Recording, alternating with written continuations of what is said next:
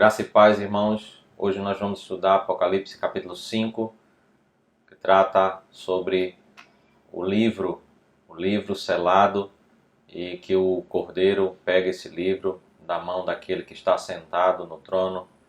Nós temos uma cena de adoração a este Cordeiro e ao que está sentado no trono.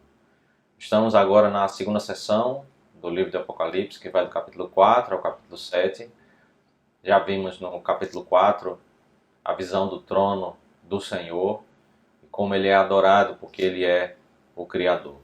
Agora no capítulo 5 nós temos como que um detalhamento da cena do capítulo 4, mais detalhes sobre esse trono, sobre quem está diante do trono, sobre o que acontece neste trono, especialmente um enfoque sobre a cena após a ressurreição de Cristo, após a consumação da sua obra, e quando ele se achega aos céus e o início do seu reinado perante as nações.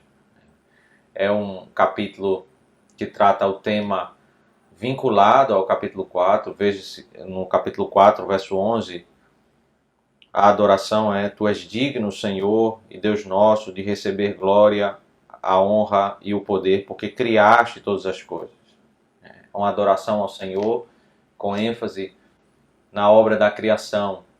E aqui nós temos uma adoração no capítulo 5 com ênfase na obra da redenção, na obra do Filho enviado pelo Pai para recriar, para restaurar aquilo que foi feito pelo Senhor, para trazer adoradores a exaltar o seu santo nome. O capítulo 4 fala sobre a dignidade do Senhor de ser adorado, e o capítulo 5 também fala sobre esse mesmo tema. Esses mesmos termos vão ser repetidos sobre a dignidade de ser adorado. Nós vamos dividir o texto em três partes. Verso 1 ao verso 5, nós temos o contexto da cena, a existência de um livro selado, o Senhor sentado no trono e um desafio de quem é digno de abrir esse livro, abrir esses selos, pegar o livro da mão do que está sentado no trono e abrir os livros. No verso 6 e verso 7 nós temos o evento central aí do capítulo, quando o Cordeiro ele pega este livro da mão daquele que está sentado no trono. É uma cena que representa a glória deste Cordeiro, porque todo o texto tratado do verso 1 ao 5 traz esse desafio de quem é digno, quem é que é semelhante a esse que está no trono, quem é que tem dignidade de glória de poder pegar o livro, e todos os céus silenciam. E o verso 8 ao final do capítulo nós temos o impacto, até o verso 14, o impacto dessa cena nos céus, em toda a criação, de como todos reagem em adoração ao Cordeiro e àquele que está assentado no trono. Então nós temos mais detalhes no capítulo 5 dessa visão do trono, e especialmente do momento em que o Senhor Jesus Cristo, depois de ressurreto, sobe aos céus, e como ele é tratado ali diante do Pai, diante dos seres angelicais. Vejamos, em primeiro lugar, verso 1 ao verso 5, o contexto, o livro selado e esse desafio de dignidade. Verso 1 diz: Vi na mão direita daquele que estava sentado no trono um livro em forma de rolo, escrito por dentro e por fora e selado com 7 selos. Na mão direita do Senhor há um livro, na mão que toda a linguagem de Apocalipse é a mão para abençoar, também representa a ideia de autoridade, e nele há um livro cheio de ensino, cheio de conteúdo. E se nós chegamos ao capítulo 5 com todo o entendimento do capítulo 4, de que fala daquele que está sentado no trono, cheio de glória, digno de honra, nós olhamos para esse texto com esse entendimento de que esse livro é tomado de informações preciosas. Esse livro é como o decreto de um rei importante que os seus súditos querem conhecer, querem perceber e usufruir de tudo aquilo que o grande rei e ainda mais esse rei, que é o Rei dos Reis, o Senhor dos Senhores, tem nas suas mãos, e por isso destaca a importância desse rolo. Esse rolo é cheio de conteúdo, o texto diz escrito por dentro e por fora, como eram os pergaminhos, evoca a ideia exatamente de um rei que tem um decreto nas suas mãos, e esse decreto de fato é o desenrolar da história da humanidade. É isso que vai ser descortinado, que vai ser aberto os selos e vai ser ensinado a partir do capítulo 6. Nós temos o tratamento sobre o conteúdo desse texto, desse livro que está aí, e que trata sobre o decreto, os seus juízos, mas também seus decretos de redenção, das dádivas para o seu povo, do que ele há de fazer ao longo da história, do que ele já está fazendo e há de fazer ao longo da história. Disso que se trata esse livro que está na mão do rei. O ponto da narrativa, no verso 1, é que esse livro está selado com 7 selos. Os selos são lacres. Esse livro está na mão de um rei todo-poderoso, cheio de glória, o próprio Deus. Na sua mão direita, ninguém tem condições de tomar pela força, de ter essa informação, porque esse livro está com 7 selos, e a ideia de 7 em Apocalipse é de completamente inacessível, né? Ele está com 7 selos completamente lacrado. O homem não pode chegar a ter esse conhecimento, nem mesmo os anjos podem ter esse conhecimento desses decretos do Senhor no desenrolar da história, né? E aí é nesse contexto que o verso 2 e o verso 3 apresentam um desafio sobre a dignidade, quem é digno de abrir estes selos. O verso 2 diz: vi também um anjo forte que proclamava com voz forte: quem é digno de quebrar os selos e abrir o livro? Ora, nem no céu, nem sobre a terra, nem debaixo da terra ninguém podia abrir o livro, nem mesmo olhar para ele. Um anjo forte, com uma voz forte, destaca todo o poder do Senhor, né, daqueles que estão diante da sua presença. E é esse anjo forte que proclama e lança esse desafio de quem é digno de poder ter essas informações, usufruir desse conteúdo do livro, daquele que está sentado no trono. Quem é digno de quebrar, desatar os selos, para ter acesso ao conteúdo. Já fica claro que diante do Rei Todo-Poderoso, diante de um anjo que proclama que é forte, que não é pela força que se tem conhecimento desse livro, mas é pela dignidade. Esse é o critério para poder usufruir desse livro. O desafio não é um desafio de força, mas é um desafio de mérito. É um desafio daquele que é digno, porque esse Deus é digno e ele se dá a conhecer àqueles que pela dignidade se chegam diante dele. Mas o mesmo texto nos diz no verso 3 que não há ninguém, nem mesmo digno de olhar para esse livro. Não pode se aproximar, não pode pegar, nem mesmo olhar. Havia os 4 seres viventes, poderosos, os 24 anciãos que representam todo o povo de Deus e milhares de anjos, mas ninguém é digno. Ninguém tem glória para poder pegar esse livro. Ninguém é digno como aquele que foi adorado no capítulo 4, digno porque é o Criador. Nenhum crente na história da redenção do Antigo Testamento, nem Enoque, que foi trasladado, nem Noé, que é chamado de justo, nem Elias, que foi arrebatado ao céu, nem Jó, que é chamado de justo, nenhum homem tem condições de abrir esse livro, porque ninguém é digno de aproximar-se daquele que é santo, daquele que é único e ter acesso ao livro. Há algumas considerações que precisamos fazer à luz dessas informações.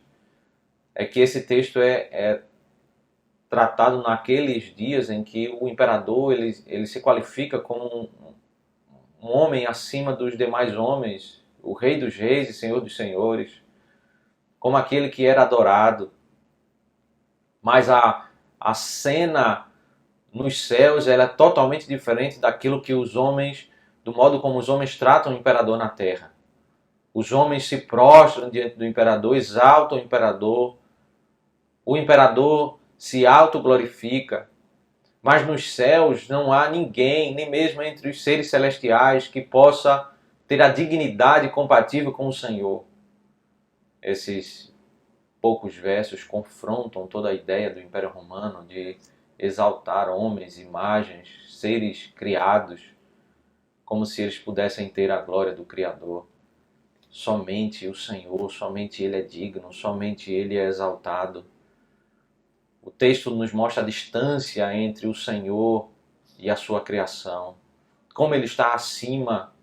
Esse texto confronta toda a ideologia de exaltar homens, exaltar santos, exaltar anjos ou qualquer criatura, como se essa criatura pudesse ser compatível, próxima da mesma dignidade do Senhor. O Senhor, Ele está acima de toda a sua criação. Ele é singular, Ele é santo, inigualável. O Senhor está acima de todos. E é por isso que no verso 4, o verso 5 nos apresenta o drama de João chorando diante da cena. E eu chorava muito porque ninguém foi achado digno de abrir o livro, nem mesmo de olhar para ele. Então um dos anciãos me disse: não chore, eis que o leão da tribo de Judá, a raiz de Davi, venceu para quebrar os 7 selos e abrir o livro. João chora diante da cena. A cena apresenta, né, esse drama, essa angústia daquele que serve a Deus e que quer contemplar mais de perto dos seus decretos, daquele livro. Ele entende a relevância desse livro, das informações que estão na mão direita desse rei.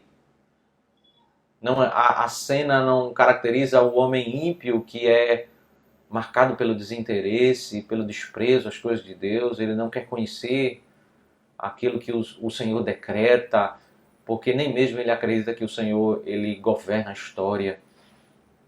A cena descreve o choro porque ele quer chegar próximo do rei, ele quer beber da vontade do rei, ele quer entender qual é a sua vontade. E aí é onde ele é consolado, porque um dos anciãos vai até ele e traz a resposta. A igreja, ela tem a resposta, é a igreja que traz o consolo nessa cena. Um dos representantes da igreja traz a palavra de consolo, porque ainda que a igreja saiba que ela não tem dignidade de poder se aproximar pelo seu próprio mérito diante do Senhor, a igreja também é marcada pela confiança nos méritos de Cristo. E Cristo é descrito aqui, primeiro, à luz da profecia de Gênesis 49, quando Jacó fala sobre as bênçãos para Judá. Ele é chamado de leão, o descendente de Judá, aquele que é o leão da tribo de Judá, aquele que também é o descendente de Davi, aquele voltado para a profecia de 2 Samuel capítulo 7, que trata sobre o Messias. Gênesis 49, 2 Samuel capítulo 7, essas profecias apontam para esse que é de fato o vencedor. Venceu para quebrar os 7 selos e abrir o livro. E aqui o texto começa a apresentar o que ele vai desenvolver ao longo do capítulo, que é sobre a dignidade para se tomar o livro, está na vitória desse cordeiro. É por meio dessa... Ele é digno, mas a ênfase da sua dignidade está na sua obra da redenção. É ali onde se evidencia a sua dignidade diante dos homens. É ali onde ele realiza a obra, ali como esse misto que vai ser apresentado entre o verso 5 e o verso 6, como leão no verso 5 e como cordeiro no verso 6. Esse duplo aspecto de ele é Deus, ele é homem.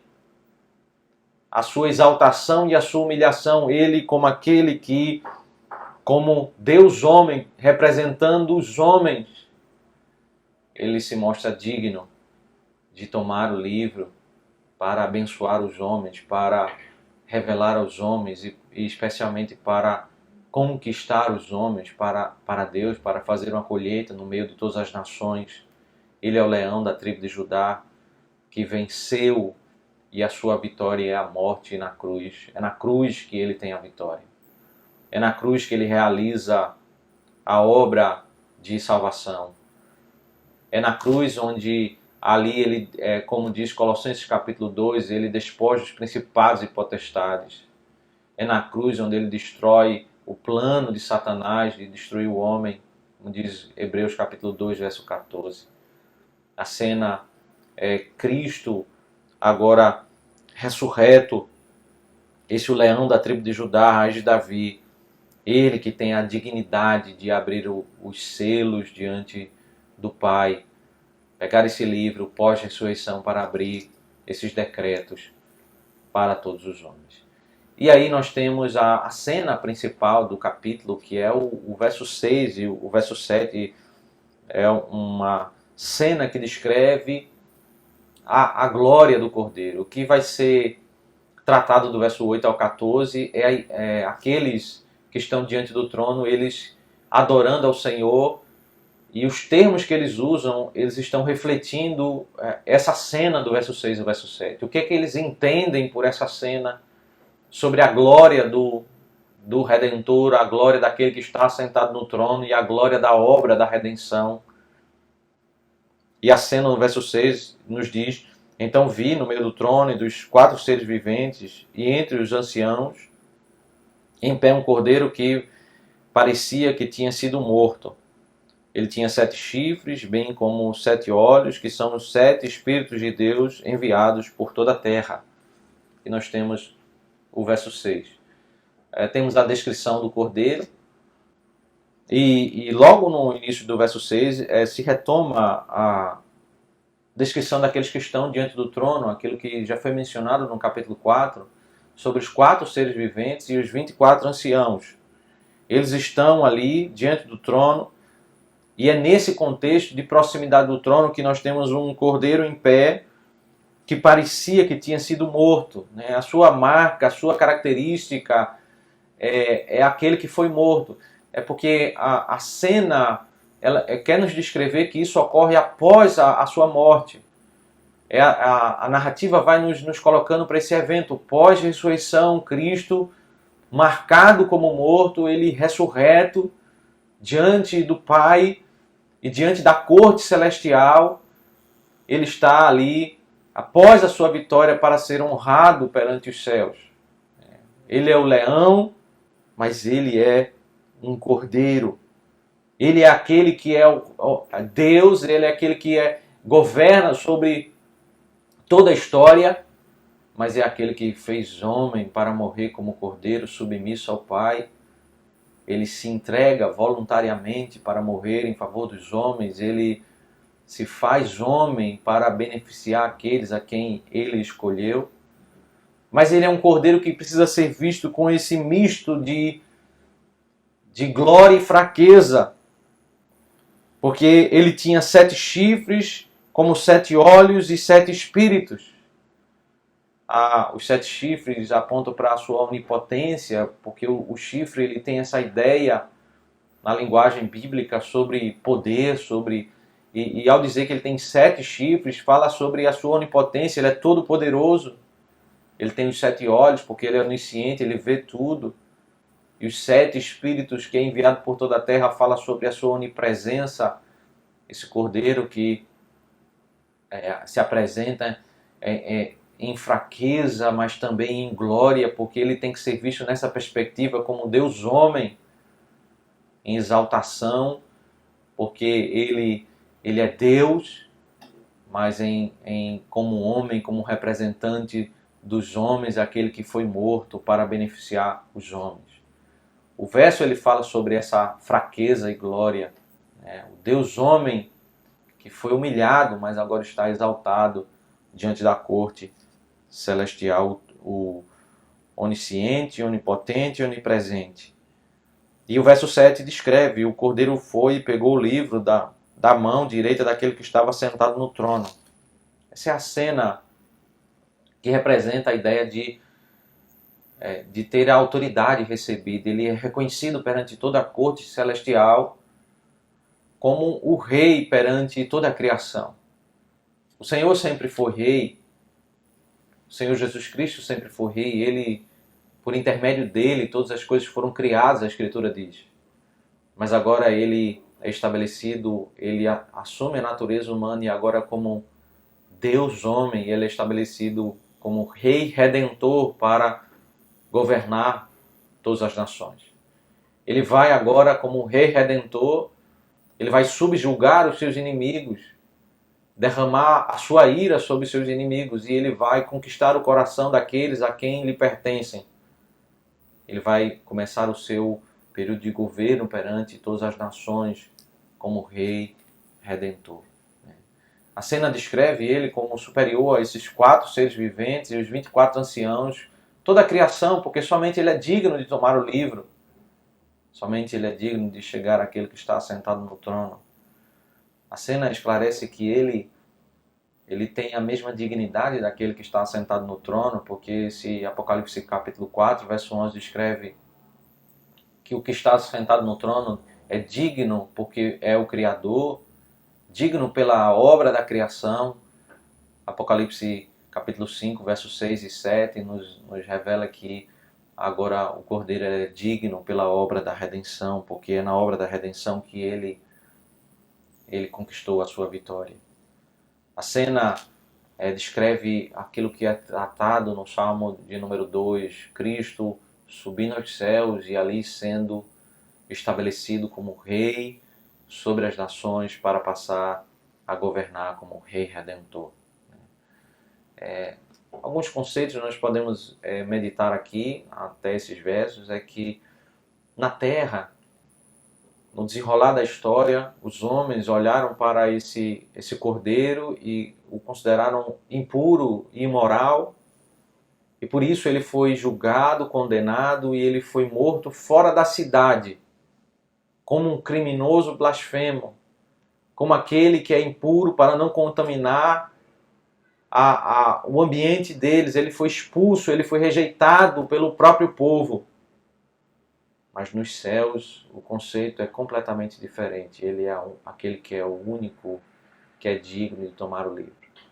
Veja quão distante é a avaliação dos homens que eles fizeram sobre quem é o Senhor, sobre quais são os seus ensinos, o valor do seu ensino e da sua obra. E qual o conceito o Senhor, Deus que está no trono, tem sobre esse Cordeiro, que é santo e que é o único que é digno de tomar o livro, que é digno de ser adorado e que é o Rei sobre toda a criação. O Deus eterno, ele não segue os conceitos e ideias dos homens. A visão daqueles que estão no trono, eles não têm a visão daqueles que estão na terra e são corrompidos pelos seus próprios caminhos e ideais. O julgamento dos céus, ele não segue o julgamento da terra, daquilo que os homens entendem como verdade, daquilo que os homens julgam. Mas Deus, ele é o padrão. A sua palavra é a verdade, é ele que é o verdadeiro juiz e que estabelece aquilo que é santo e aquilo que é impuro. E ele diz que esse Cordeiro é o único digno de tomar o livro, de pegar esse rolo com os decretos de Deus e de ser rei sobre toda a criação. Há uma distância sobre aquilo que, o modo como os homens entendem e julgam, e na sua ampla maioria condenam a Cristo ao escolher Barrabás. E há um julgamento completamente distinto, conceitos completamente diferentes ali diante do trono, quando o Senhor olha para esse Cordeiro e diante de todos proclama que ele é vencedor e que ele é digno de tomar o livro, porque a sua obra é uma obra perfeita. E aí nós temos o terceiro momento do texto, que é do verso 8 ao verso 14, que trata sobre o impacto desta cena. Aqueles seres, eles viram o que está sentado no trono, reconhecendo a glória do Filho, a glória do Redentor, desse Cordeiro cheio de glória, diante de toda a corte celestial. E nós temos a descrição dessa adoração e os detalhes são sobre três grupos, e o texto ele vai descrevendo e depois narrando a adoração que eles estão fazendo ao Senhor, né? São três ênfases particulares aqui do verso 8 ao verso 14. Primeiro é sobre o pressuposto, né, dessa cena, o que é que pressupõe, por que ele é digno de tomar o livro. Depois trata sobre o significado próprio da cena, né, o reconhecimento dele como rei, como segundo Adão, como aquele que governa, é digno de glória. Em terceiro, o resultado da cena, o reconhecimento da glória do Pai e da glória do Filho, da glória do que está sentado no trono e da glória daquele que é o Cordeiro que venceu, né? Verso 8 ao verso 10, primeiro momento de adoração diz respeito aos 4 seres viventes e os 24 anciãos, né? O verso 8 diz: e quando ele pegou o livro, os 24 seres viventes e os 4 seres viventes e os 24 anciãos se prostraram diante do Cordeiro, tendo cada um deles uma harpa e taças de ouro cheias de incenso, que são as orações dos santos. Então descreve esse primeiro grupo de adoradores, né, aqueles que estão mais próximos do trono, os 4 seres e os 24 anciãos. E alguns detalhes são ditos sobre esses, é que eles têm uma harpa, né, um instrumento musical diante do Senhor, né, que todo o contexto que vai tratar sobre essa parte de cânticos, né, eles vão exaltar o nome do Senhor, mas eles vão cantar ao Senhor, né, exaltar o nome de Deus, a glória do que está sentado no trono e do Cordeiro.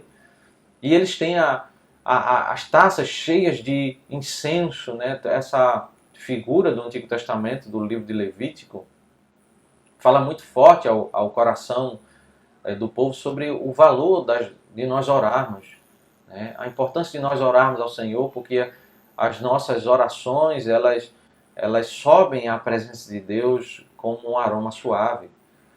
Isso era representado por meio de um incenso que era queimado, um incenso que aquele que era queimado no tabernáculo o povo não poderia ter nas suas casas, era um perfume, um cheiro singular, um aroma muito bom, e ele era queimado e aquela fumaça subia, um aroma agradável, e subia à presença de Deus para representar esse conceito de que as nossas orações elas chegam à presença de Deus e elas são recebidas pelo Senhor porque Deus tem prazer em nós.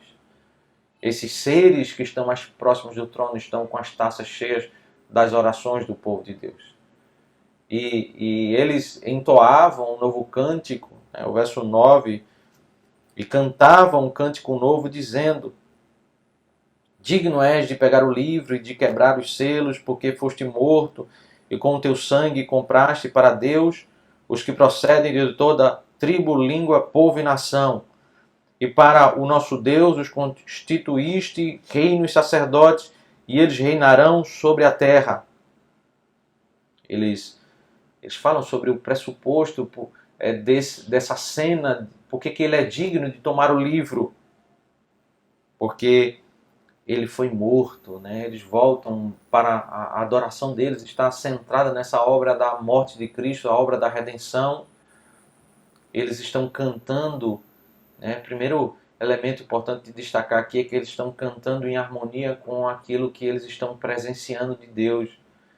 O conceito que nós aprendemos é que eles estão cantando a partir da revelação. Eles recebem de Deus essa cena de que ele é digno por causa da sua obra da redenção, e eles cantam isso, aquilo que eles recebem de Deus. Eles cantam a ideia de que ele é digno de abrir os selos porque ele foi morto.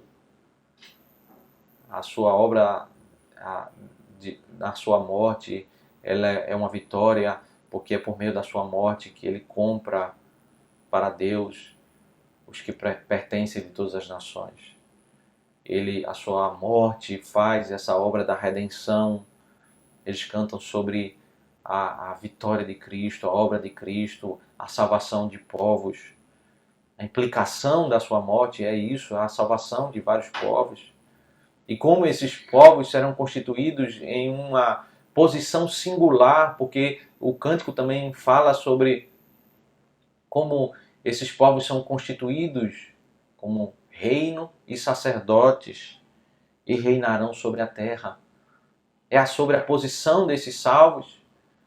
Ele que recebe a posição de rei, e ele constitui a sua igreja como que embaixadores desse reino, como pequenos reis e sacerdotes, como mediadores aos homens, porque a igreja agora vai proclamar e testemunhar aos homens para que esses se arrependam dos seus pecados, e nesse sentido a igreja está tanto governando juntamente com Cristo, usufruindo dos benefícios que Cristo conquistou, como a igreja está sendo mediadora ao proclamar a glória de Deus aos homens, ao chamar os homens ao arrependimento.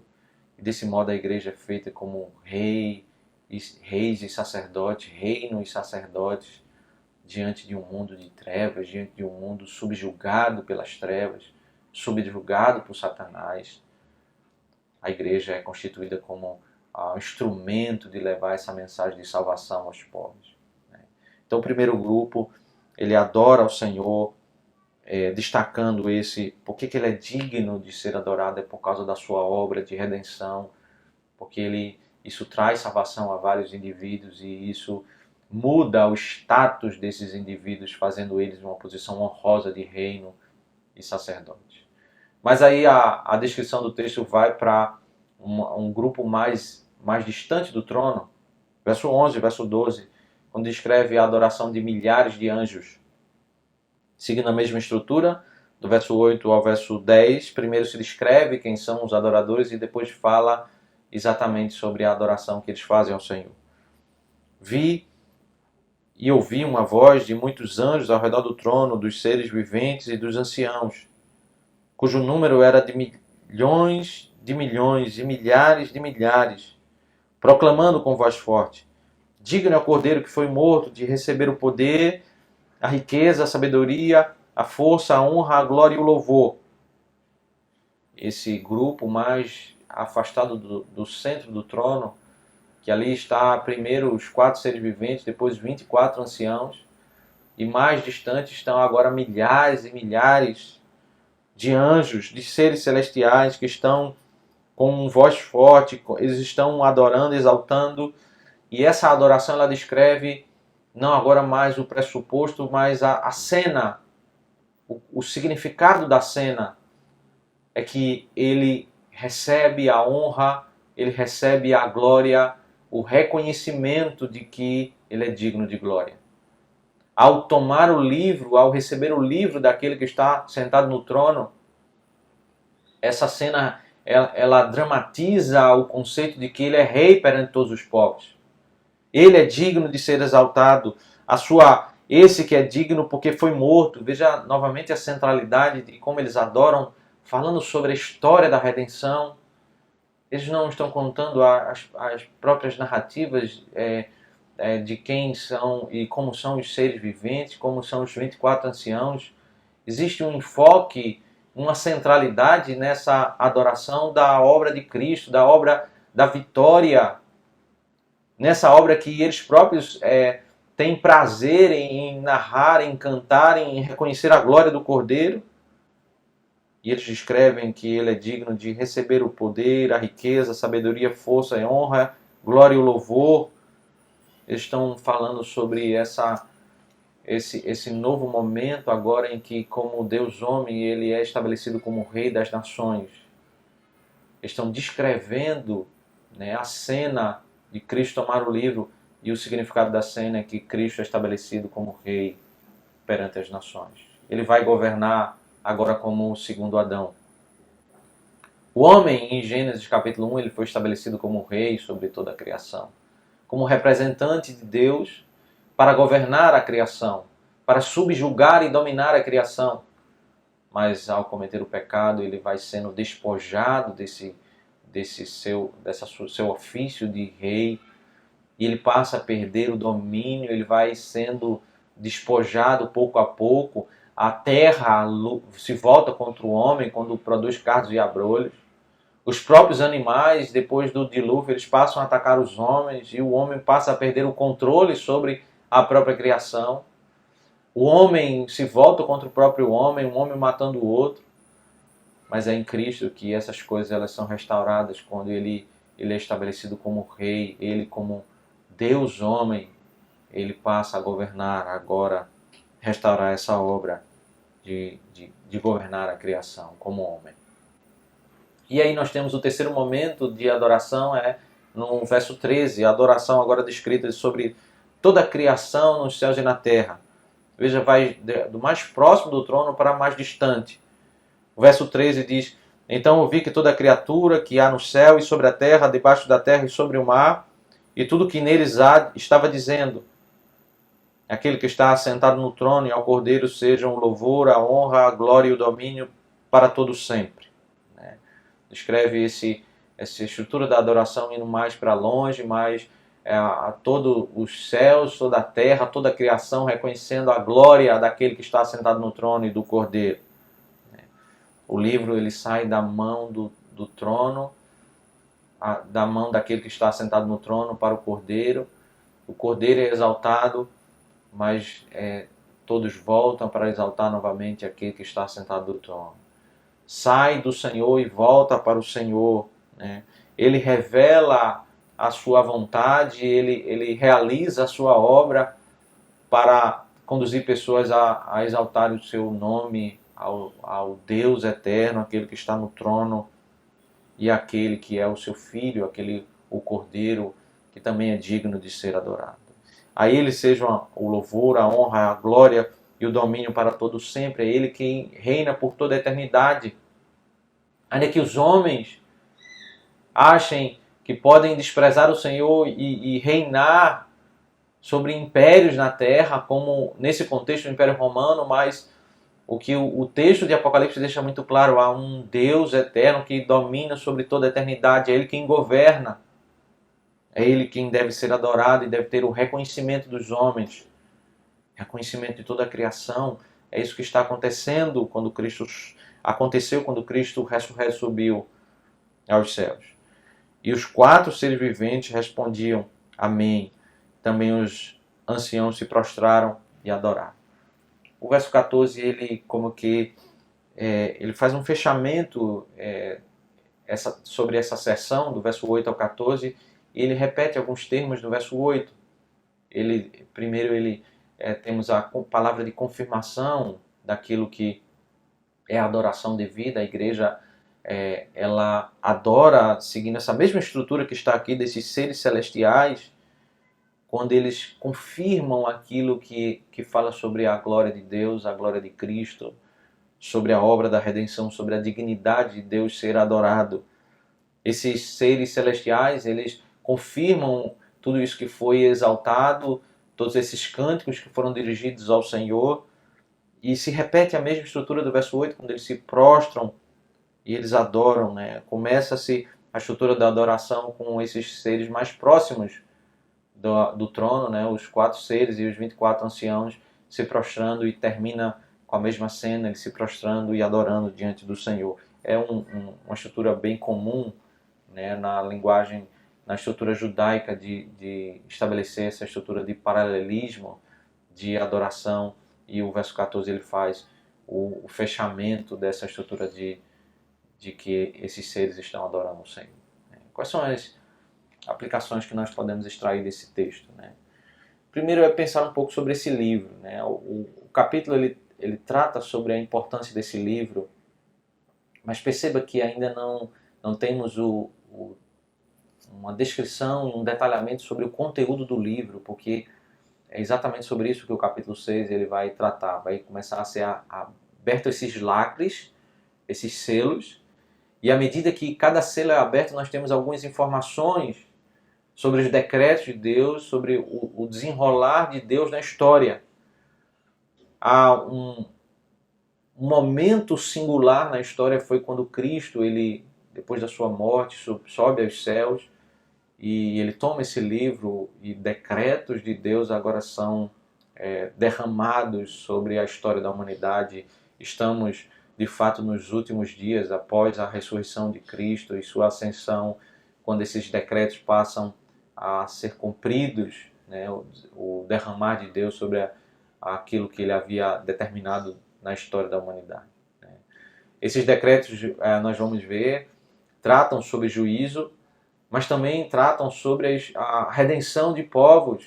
Né? Por isso que o Senhor, o Cordeiro está sendo adorado, porque ele morreu para conquistar pessoas de todas as tribos, língua e nação. Né? A abertura desses selos representa essa ideia de que os decretos do Senhor vão ser cumpridos e essa história ela caminha para uma consumação. Ainda que envolvem pragas e juízos, os decretos, os selos, eles são abertos, isso traz bênção e paz para a vida do povo do Senhor, porque o povo do Senhor sabe que a história caminha para um fim, para uma consumação.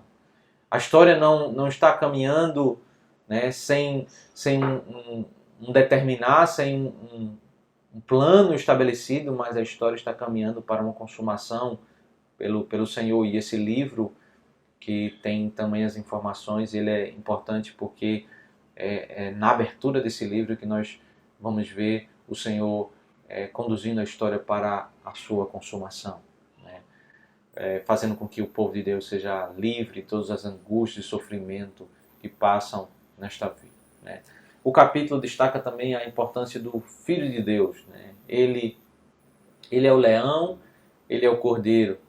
Fala sobre o seu poder, ele tem 7 chifres, né? Todo poderoso, mas fala sobre a sua submissão ao Pai. Ele é o cordeiro enviado para morrer, a sua obra gloriosa, ele morreu, ele ressuscitou, mas ainda que se menciona muito da sua morte, e fala da glória da sua obra, a sua vitória ali na sua morte.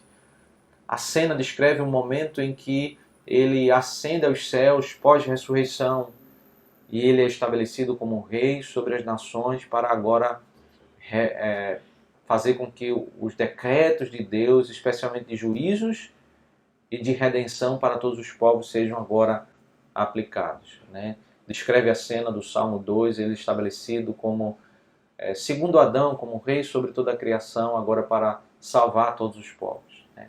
E há um destaque especial nesse capítulo 5 sobre a adoração celestial, né? Podemos enfatizar isso, que a adoração ela parte da revelação de Deus, né? Eles estão vendo como que uma cena, um drama diante deles, que tem alguns conceitos. E o que eles cantam? Eles cantam aquilo que eles estão vendo. Eles cantam a história da redenção, eles não estão falando sobre qualquer outro tópico.